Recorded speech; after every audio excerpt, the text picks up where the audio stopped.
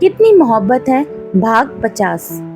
जीजू जा चुके थे और उनके जाने से अक्षत थोड़ा अपसेट हो गया। मीरा उसके साथ ही थी। दोनों स्टेशन से बाहर चले आए। अक्षत और मीरा गाड़ी में आकर बैठे।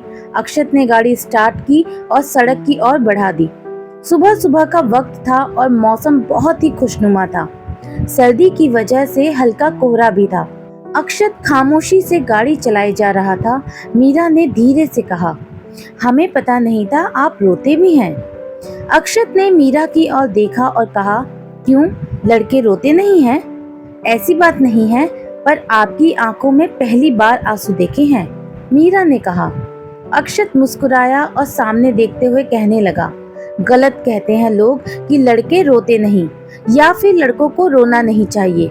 लड़के भी रोते हैं जब वो अपनी माँ को दर्द में देखते हैं। लड़के तब भी रोते हैं जब वो अपने पापा को मजबूर देखते हैं। लड़के तब भी रोते हैं जब उनका दिल टूटता है, उनके सपने टूटते हैं। वो सबके सामने नहीं रो सकते, इस डर से कि लोग हंसेंगे। और बचपन से ही हम लड़कों को ये कहा जाता है कि तुम लड़के हो, तुम्हें रोना नहीं चाहिए, जबकि हकीकत ये है लड़के भी रोते हैं। मीरा खामोशी से सुनती रही। उसे चुप देखकर अक्षत ने उसके हाथ को अपने हाथ में लिया और गाड़ी के गियर पर रख दिया।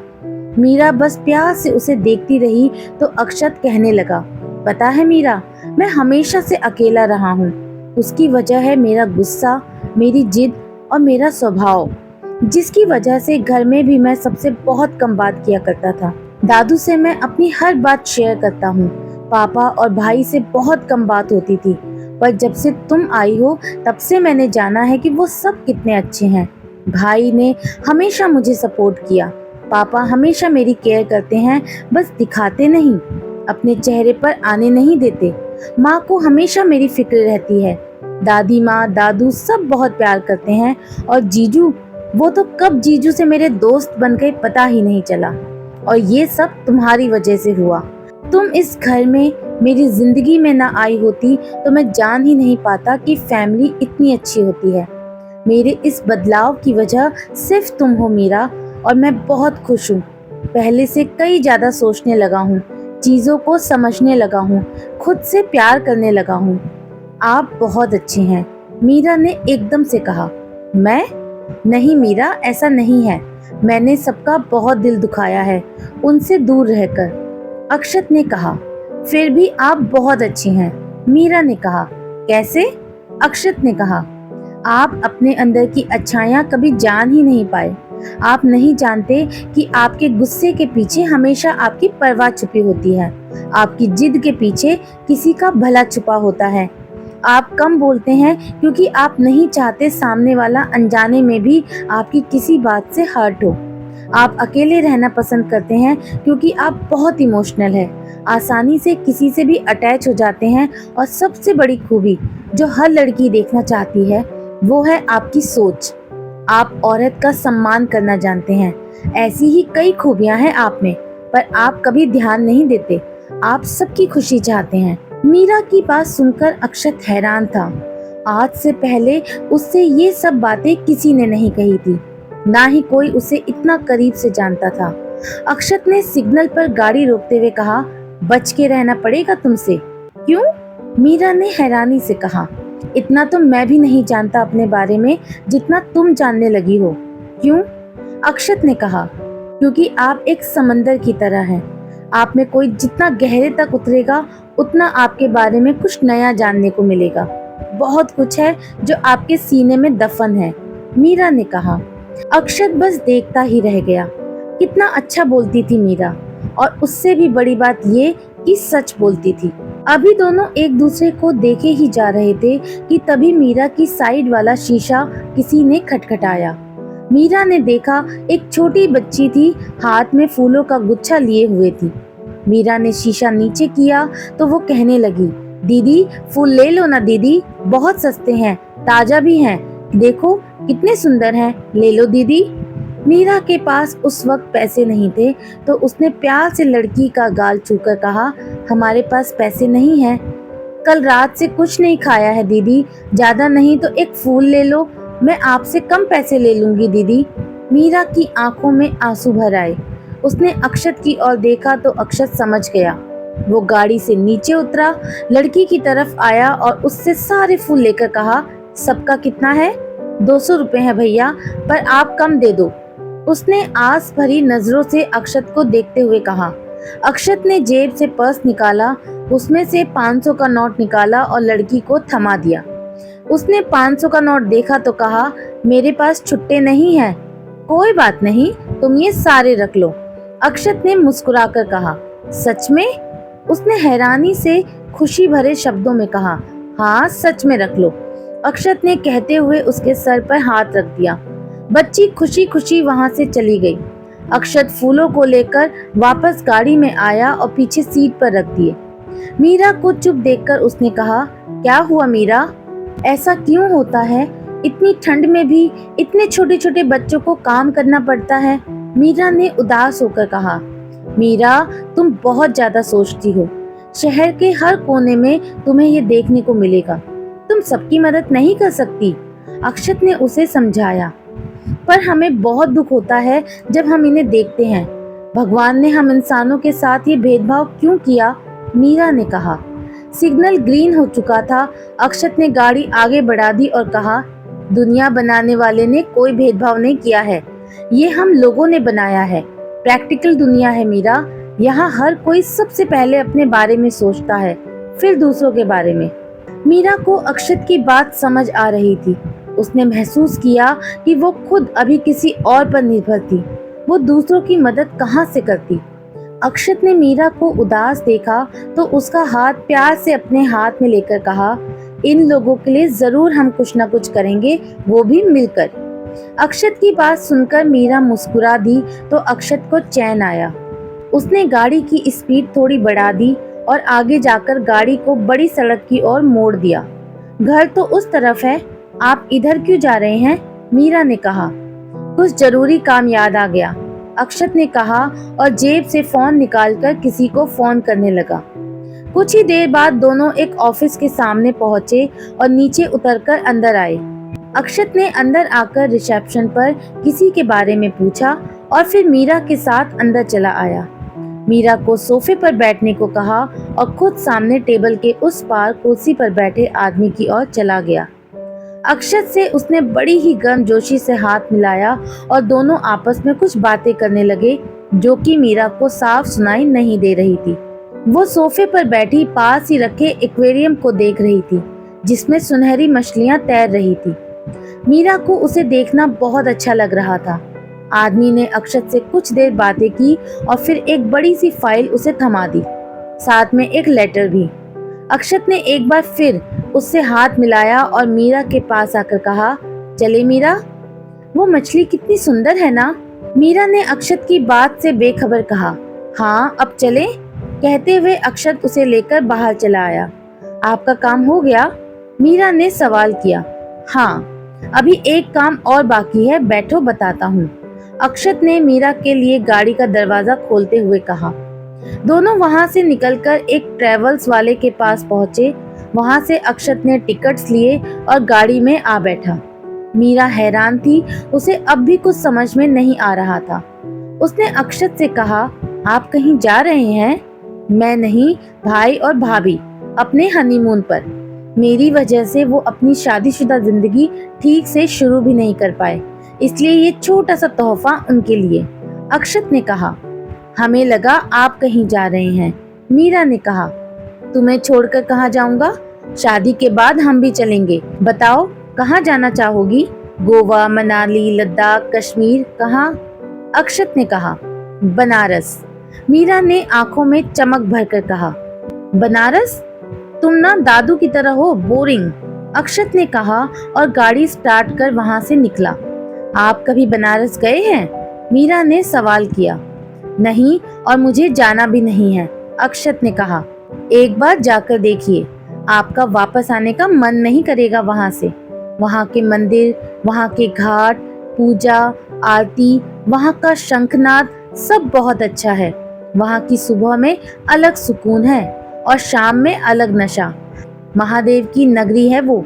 उससे खूबसूरत जगह हमने आज तक ना देखी है ना सुनी है, मीरा ने कहा।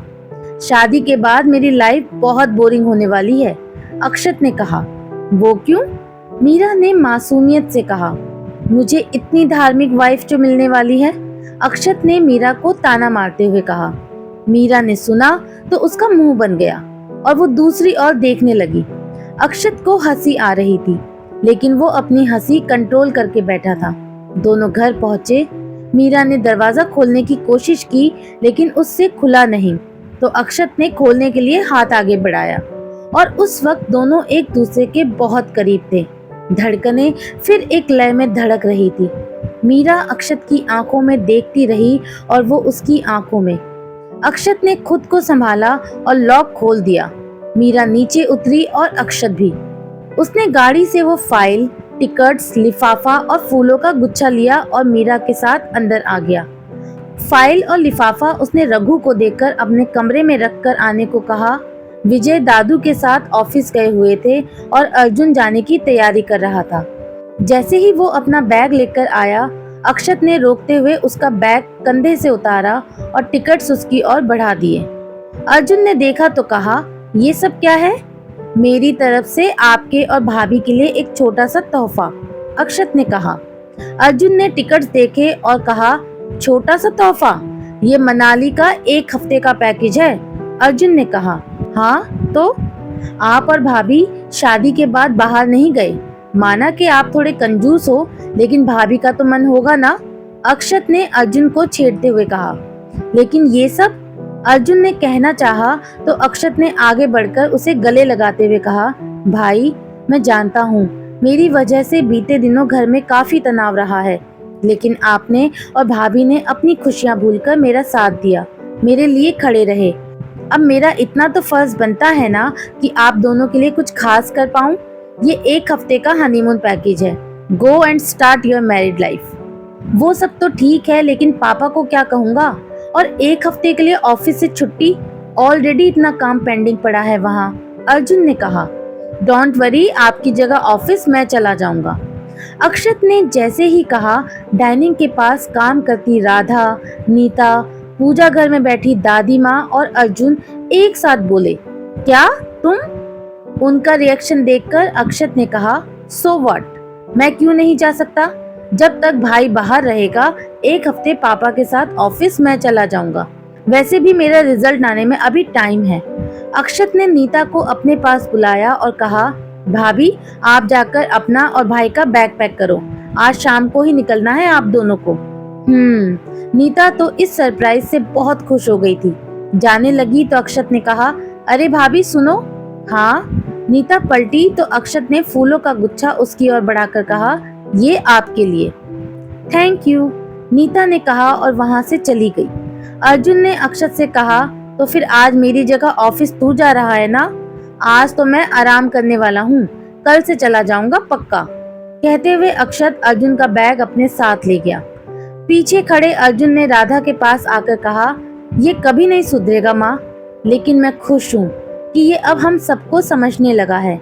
अब तू इमोशनल मत हो और जाकर नीता की हेल्प कर, राधा ने कहा और वहां से चली गई। अर्जुन भी वापस ऊपर आकर नीता की मदद करने लगा। अक्षत अपने कमरे में था। कुछ देर बाद बाहर आया तो मीरा अपने कमरे के दरवाजे पर ही खड़ी थी। अक्षत को देखकर उसने कहा, सबको एक एक करके घर से भगा रहे हैं, आखिर इरादा क्या है आपका? अक्षत मीरा के पास आया, दरवाजे की चौखट से हाथ लगाकर मीरा की आंखों में देखते हुए कहा, इरादा तो बड़ा खतरनाक है मीरा जी, पर अभी। अक्षत ने बात अधूरी छोड़ दी। मीरा चौखट से पीठ सटाए खड़ी थी। अक्षत का यूं करीब आना उसकी धड़कनें बढ़ा देता था। उसने धीरे से कहा, अभी क्या? अक्षत मीरा के थोड़ा और करीब आया और कहा, अभी मूड नहीं है। कहकर अक्षत पीछे हटकर मुस्कुराने लगा। उसे मीरा को परेशान करने में बहुत मजा आता था। बेचारी मीरा क्या कहती, चुपचाप अपने कमरे में चली गई और अक्षत नीचे। शाम को अर्जुन नीता घर से निकल गए। विजय भी घर आ चुके थे तो उन्होंने और राधा ने उन दोनों को अपना ख्याल रखने को कहा। उनके जाने के बाद विजय राधा के साथ किसी काम से बाहर चले गए। दादू अपने कमरे में थे और दादी माँ निधि को लेकर मंदिर चली गई। अब घर के ऊपर वाले फ्लोर पर सिर्फ मीरा और अक्षत थे। मीरा जैसे ही कमरे से बाहर निकली, सीढ़ियों के पास खड़ा अक्षत आया और उसका हाथ पकड़कर उसे अपने साथ ले गया। अक्षत उसे अपने कमरे में लेकर आया और टेबल पर रखी फाइल उसे थमा दी। ये क्या है? मीरा ने कहा। खुद ही देख लो, अक्षत ने अपने हाथों को समेटकर कहा। मीरा ने फाइल देखी। उसमें किसी जमीन के पेपर्स थे जो मीरा के नाम से थे, एक बैंक अकाउंट की डिटेल्स जिसमें मीरा सिंह राजपूत के नाम से लाखों रुपए थे, कुछ फंड्स थे और कुछ कीमती सामान की लिस्ट। मीरा ने देखा तो हैरान रह गई। उसने अक्षत की ओर देखकर कहा, ये सब क्या है अक्षत जी? ये सब हमारा नहीं है। अक्षत ने उसे प्यार से बिठाते हुए कहा, ये सब तुम्हारा ही है मीरा। तुम्हारे दादाजी की बनाई वसीयत मैं उस दिन अपने साथ ले आया था। मैं जानता था उस वक्त तुम वो सब एक्सेप्ट नहीं करोगी, लेकिन मैं जानता था कहीं ना कहीं ये सब तुम्हारे काम आएगा। मैंने तुम्हें बिना बताए इन सब के बारे में जानकारी हासिल की और वो सब सच थी। ये जगह, ये पैसे और ये सब सामान तुम्हारा ही है, जिसे तुम इस्तेमाल कर सकती हो, जिस पर सिर्फ तुम्हारा हक है। लेकिन हम ये सब कैसे रख सकते हैं? मीरा की आंखों में आंसू भर आए। अपनी माँ की निशानी समझकर? जीते जी वो जो तुम्हें नहीं दे पाई वो जाते जाते दे गई। मीरा, इन सब से तुम अपना अतीत तो नहीं भुला सकती, लेकिन अपनी जिंदगी को आसान बना सकती हो, अपने सपने पूरे कर सकती हो। मैंने ये सिर्फ तुम्हारे लिए किया है, तुम्हारे सपनों के लिए किया है। तुम चाहो तो ये सब छोड़ सकती हो, क्योंकि मैं तुम्हें वो हर खुशी दे सकता हूँ जो तुम डिजर्व करती हो, और उसके लिए तुम्हारी इस दौलत की मुझे जरूरत नहीं है। पर हाँ, इससे तुम उन लोगों की जिंदगी बेहतर बना सकती हो जो एक अच्छी जिंदगी डिजर्व करते हैं। अक्षत ने मीरा का हाथ अपने हाथ में लेकर बड़े विश्वास के साथ कहा। मीरा ने फाइल को साइड में रखा और अक्षत के गले आ लगी और कहा, इतना सब मत कीजिए हमारे लिए। मैंने कुछ नहीं किया मीरा, ये सब तुम्हारा ही है। अक्षत ने उसे प्यार से समझाते हुए कहा। उसका उदास चेहरा अक्षत को बिल्कुल अच्छा नहीं लग रहा था। उसने मीरा को उदास देखकर कहा, अच्छा देखो, ये आज मेरा रूम है, तो कुछ वक्त बाद ये हम दोनों का रूम होगा।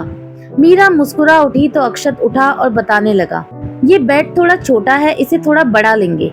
इसके पीछे वाली ये दीवार, यहाँ अपनी बहुत सारी तस्वीरें लगेंगी, तुम्हारी और मेरी। यहाँ राइट वाली साइड तुम अपने मेकअप का सामान रखना। वैसे तुम्हें मेकअप की जरूरत तो नहीं है, फिर भी चाहता हूँ काजल तो तुम लगाओ ही। और राइट साइड में इसलिए because women's are always right. Meera उसकी बातें सुनते हुए मुस्कुरा रही थी। अक्षत बोलते हुए कबर्ड के सामने आया और जैसे ही खोला, अंदर रखे सारे कपड़े बाहर आ गए। उसने उन्हें वापस कबर्ड में रखते हुए कहा, सॉरी, ये मेरा है इसीलिए थोड़ा फैला हुआ है, तुम ये पास वाले में अपने कपड़े रखना। घूमते हुए उसने सामने लगे पर्दे को साइड किया और खिड़की खोलते हुए कहा, यहाँ खड़े होकर तुम मेरा इंतजार करना। इंतजार क्यों? मीरा ने कहा। अक्षत उसकी ओर आया और कहा, अरे जब मैं ऑफिस जाऊंगा और शाम को ऑफिस से वापस आऊंगा तो आते ही सबसे पहले तुम्हें ही तो देखना चाहूंगा ना। जब थका हारा आऊंगा, तुम्हें इंतजार करते देखूंगा तो मेरी थकान तो एक पल में दूर हो जाएगी ना। अच्छा फिर? मीरा ने मुस्कुराते हुए कहा, फिर तुम मेरे लिए चाय बनाना, लेकिन फीकी ही हाँ, क्योंकि उसमें मैं तुम्हारे हाथों की मिठास महसूस करना चाहता हूँ। अक्षत ने कहा तो मीरा उसके इस पागलपन पर हंसने लगी।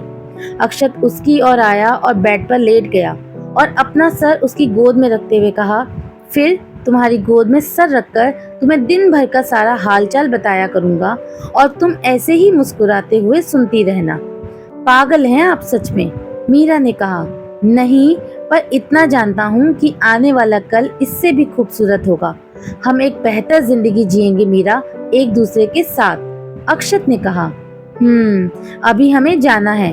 कहते हुए मीरा उठी और जाने लगी तो अक्षत ने उसका हाथ पकड़ा और रोकते हुए कहा, कहाँ जा रही हो? आंटी बाहर गए हैं, उन्हें आने में देर हो सकती है, इसीलिए किचन में जा रहे हैं। मीरा ने कहा, अच्छा ठीक है, अक्षत ने कहा और मीरा को जाने दिया। जाते जाते मीरा रुकी और पलटकर कहा, खाने में क्या लेंगे आप? जो तुम प्यार से खिलाना चाहो, अक्षत ने प्यार से मुस्कुराते हुए कहा। मीरा भी मुस्कुरा दी और चली गई। नीचे आकर वो किचन में रात के खाने की तैयारी करने लगी। दादी माँ और निधि भी घर आ चुके थे। मीरा को किचन में देखकर निधि उसके पास चली आई और कहा, अरे वाह, आज तो तुम खाना बना रही हो, क्या बात है। हाँ, कोशिश कर रहे हैं। आंटी बाहर गए हैं तो हमें लगा उन्हें आने में देर हो जाएगी, इसलिए सोचा बना लेते हैं। मीरा ने कहा, फिर तो आज तुम्हारे हाथ से बना खाना खाने को मिलेगा। निधि ने कहा, तू जाकर हाथ मुंह धो ले, हम सब बनाकर डाइनिंग पर लगाते हैं। मीरा ने कहा। निधि वहां से चली गई। मीरा ने खाना बनाकर डाइनिंग पर रख दिया। वो मन ही मन थोड़ा डर भी रही थी, क्योंकि उसने पहली बार बनाया था तो घर वालों को अच्छा लगेगा या नहीं, बस यही बात उसके मन में चल रही थी। राधा और विजय बाहर के काम निपटाकर घर आए। निधि ने जब उन्हें बताया कि आज खाना मीरा ने बनाया है, विजय और राधा बहुत खुश हुए। विजय ने तो कह दिया, फिर तो जल्दी से खाना लगवाओ, बहुत भूख लगी है। राधा, विजय, दादू, दादी और निधि सभी डाइनिंग टेबल के चारों ओर आ बैठे। विजय ने देखा अक्षत वहां नहीं है तो उन्होंने कहा, अक्षत कहाँ है? वो तो कुछ देर पहले ही बाहर निकल गया। दादू ने कहा। क्यों? विजय ने कहा, मैंने ही भेजा था अपनी दवा लेने। दादू ने कहा, कौन सी दवा? विजय ने शक भरे स्वभाव में कहा, अरे मेरे घुटनों के दर्द वाली। विजय, तू आजकल बहुत शक करने लगा है मुझ पे। दादू ने कहा, हाँ हाँ, मैं अच्छी तरह जानता हूँ पापा, दादा पोते की छत वाली मीटिंग के बारे में। विजय ने कहा तो दादू ने बात टालते हुए कहा, अरे मीरा बेटा, तुम खाना परोसो सबके लिए, खाना ठंडा हो रहा है। मीरा ने सबकी थालियों में खाना परोसा। आलू मटर की झोल वाली सब्जी, दाल चावल, टमाटर की चटनी और साथ में सलाद था। मीठे में उसने बेसन के लड्डू रखे थे। विजय ने एक टुकड़ा तोड़कर मुंह में रखा। मीरा उन्हीं की ओर देख रही थी। पहले तो उन्होंने कुछ नहीं कहा तो मीरा थोड़ा डर गई कि उससे अच्छा खाना बना है या नहीं। विजय ने जैसे ही दूसरा निवाला रखा और मीरा की तारीफ में कहा, वाह मीरा, तुम्हारे हाथों में तो जादू है, बहुत अच्छा खाना बना है, पर तुमने ये सब कहाँ सीखा? मीरा खुश हो गई और राधा की ओर इशारा करते हुए कहा, हमारी गुरु ये हैं, हमने इन्हीं से ये सब बनाना सीखा है। क्या बात है मीरा, पर सच में मीरा, खाना बहुत अच्छा बना है, थोड़ी सब्जी और दो जरा। विजय ने कहा। हाँ अंकल, लीजिए ना, मीरा ने कहा। निधि ने खाया तो बोला, सो टेस्टी मीरा, मुझे तो यकीन नहीं हो रहा तुमने बनाया है। भाई खाना तो काफी लाजवाब बना है, दादू ने खाते हुए कहा। हमारी मीरा तो हर काम में परफेक्ट है, दादी माँ ने कहा और मीरा को भी बैठकर खाना खाने को कहा। घर के हर सदस्य से मीरा को अपने लिए तारीफ सुनने को मिली। मीरा भी उनके साथ बैठ गई, लेकिन बार बार गेट की ओर देख रही थी कि अक्षत क्यों नहीं आया, क्योंकि असली तारीफ तो उसे उसके ही मुंह से सुननी थी। अक्षत तो नहीं आया, लेकिन तब तक सभी खाना खाकर उठ चुके थे। कुछ देर बाद अक्षत आया और दादू को उसकी दवाइयाँ देकर कहा, डॉक्टर ने सुबह सुबह वॉक करना बताया है ना आपको, फिर आप क्यों नहीं करते? कल से शुरू कर दूंगा बाबा, दादू ने कहा और दवाइयाँ लेकर चले गए। अक्षत अपने कमरे की ओर जाने लगा तो राधा ने कहा, आशु खाना नहीं खाओगे? चेंज करके आता हूँ माँ, आप खाना लगाओ, अक्षत ने कहा और चला गया। राधा डाइनिंग की तरफ आई तो मीरा ने कहा, आंटी उनके लिए खाना हम लगा देंगे, आप आराम कीजिए। अरे नहीं मीरा, शाम से तुम ये सब कर रही हो, तुम भी थक गई होगी ना, लाओ मैं कर लेती हूँ ये सब, राधा ने कहा। हम कर लेंगे आंटी, आप लोगों के लिए ये सब करके हमें अच्छा लगता है, खुशी मिलती है, मीरा ने राधा का हाथ पकड़कर कहा तो राधा मुस्कुरा उठी और उसके गाल को प्यार से छूकर कहा, पगली, आशु आ रहा है, उसके लिए खाना लगा देना, मैं अभी आती हूँ। राधा वहां से अपने कमरे की ओर चली गई। अक्षत नीचे चला आया, खाने के लिए आकर बैठा तो मीरा ने उसके लिए खाना लगाया। अक्षत प्यार से अपने गालों को हाथ में रखकर मीरा को देखता रहा। मीरा ने खाना परोसकर कहा, खाइए। खाना तुमने बनाया है? अक्षत ने कहा। मीरा ने कहा। अक्षत ने उसे पास बैठने का इशारा किया और एक निवाला तोड़कर खाया। मीरा उसे देख रही थी। अक्षत ने निवाला खाया और मीरा की ओर देखकर कहा, ये बिल्कुल वैसा ही बना है जैसा माँ बनाती है, तुम बिल्कुल उनके जैसा खाना बनाती हो। मीरा को अक्षत से सबसे अलग सुनने को मिला। माँ के हाथ से बना खाना हर बेटे का पसंदीदा होता है, और मीरा के बने खाने में अक्षत वही स्वाद महसूस कर रहा था। मीरा ने सुना तो उसे खुशी हुई। अक्षत ने 1-2 निवाले और खाए और मीरा से कहा, तुमने खाया? जी हाँ, हम खा चुके हैं, मीरा ने कहा। अक्षत ने एक निवाला तोड़ा और मीरा को खिलाते हुए कहा, थोड़ा और खा लो मेरे साथ। मीरा ने खाया और आगे अक्षत को खाने को कहा। खाना खाकर अक्षत ने कहा, सुबह मुझे पापा के साथ ऑफिस जाना है, तो सुबह की चाय मेरे लिए तुम बनाओगी। अक्षत ने इतने हक से कहा कि मीरा मना नहीं कर पाई और बर्तन उठाकर किचन की ओर चली गई। अक्षत अपने रूम में आया। उसने फाइल के साथ जो लिफाफा लिया था उसे खोला। उसमें कुछ नंबर्स और एड्रेस थे। अक्षत उन पर काम करने लगा। मीरा निधि के साथ अपने कमरे में सोने चली आई। बिस्तर पर लेटते ही उसे नींद आ गई। इन दिनों उसे कोई टेंशन नहीं थी। वक्त काफी अच्छा गुजर रहा था। अक्षत सुबह जल्दी उठ गया, नहाकर तैयार हुआ और नीचे चला आया। डाइनिंग के पास टेबल पर आकर बैठते ही उसने आवाज लगाई, मीरा मेरी चाय कहाँ है? जी अभी आए, मीरा ने किचन से ही आवाज दी। जैसे ही वो चाय लेकर आई, अक्षत तो बस उसे देखता ही रह गया। पटियाला सूट, नहाने के बाद उसने बालों को समेटकर क्लचर लगाया हुआ था, माथे पर एक छोटी काली बिंदी और गले में दुपट्टा। उसने आकर अक्षत के सामने चाय रखी और जैसे ही जाने लगी, अक्षत ने उसका हाथ पकड़कर कहा, तुम आजकल कुछ ज्यादा ही खूबसूरत नहीं लगने लगी हो मीरा। सुबह सुबह मस्ती, कहते हुए मीरा अपना हाथ छुड़ाकर चली गई। अक्षत मुस्कुरा उठा और चाय पीने लगा। कुछ देर बाद ही विजय भी चले आए। राधा ने अक्षत और विजय के लिए नाश्ता लगाया। विजय ने अक्षत को सुबह सुबह तैयार देखा तो कहने लगे, अक्षत कहीं बाहर जा रहे हो बेटा? आपके साथ ऑफिस, अक्षत ने खाते हुए कहा। क्या? विजय ने हैरानी से कहा। डोंट वरी पापा, जब तक भाई नहीं है सिर्फ तब तक, उसके बाद आपका ऑफिस आपको ही मुबारक, अक्षत ने कहा। विजय को हैरानी के साथ साथ खुशी भी हुई कि अक्षत धीरे धीरे जिम्मेदारियां संभाल रहा है। विजय ने नाश्ता किया और उठते हुए कहा, ठीक है, फिर तुम बाइक से आ जाना, मैं गाड़ी लेकर निकल रहा हूँ। मुझे शर्मा जी से भी मिलना है किसी मीटिंग के सिलसिले में। ठीक है पापा, अक्षत ने कहा।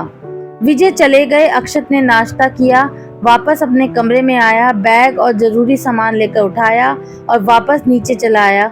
जैसे ही वो जाने लगा, मीरा किचन से दौड़कर आई। उसके हाथ में टिफिन था। उसने गेट पर अक्षत को रोका और टिफिन देते हुए कहा, इसमें आपका लंच रखा है, खा लीजिएगा। अक्षत ने मीरा से टिफिन लिया और उसके थोड़ा करीब आकर कहा, आजकल आप मेरा बड़ा ध्यान रख रही हैं मीरा जी, कहीं ऐसा ना हो ऑफिस के पहले ही दिन मुझे छुट्टी लेनी पड़े। ऐसा कुछ नहीं होगा, आप जाइए, मीरा ने कहा और अंदर चली गई। अक्षत भी मुस्कुराते हुए अपनी बाइक की ओर आया और स्टार्ट कर दी। ऑफिस के लिए निकल गया। अब आगे क्या होगा दोस्तों?